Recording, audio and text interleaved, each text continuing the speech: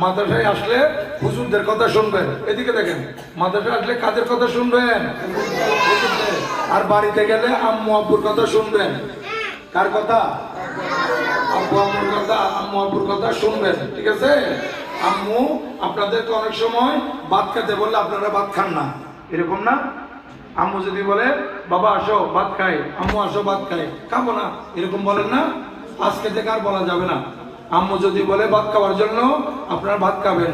গোসল করতে গেলে, গোসল করতে বললে গোসল করার জন্য প্রস্তুতি নেবেন। লেখাপড়া করতে বললে লেখাপড়া করবেন। আর মোবাইল নিয়ে বসে থাকবেন না, মোবাইল নিয়ে বসে থাকা যাবে না। কেমন? আম্মু যদি বলে মোবাইল দেখবে না, বলে আম্মু দেখবো না। আব্বু বললো আর দেখবো না। আব্বু আম্মুর কথা মানতে হবে। বড় ভাইয়া, বড় আপু, চাচা চাচু আছে না, দাদা দাদি, ওনাদের কথা মানতে হবে। নানু নানার কথা মানতে হবে। আর মাদ্রাসা আসলে কাদের কথা মানতে হবে? হুজুরদের। মাশাআল্লাহ। আর হুজুরেরা আপনাদেরকে যে পড়া দিবে এগুলো বাড়িতে ভালো করে পড়তে হবে মাগরিবের পরে। কোন টাইমে?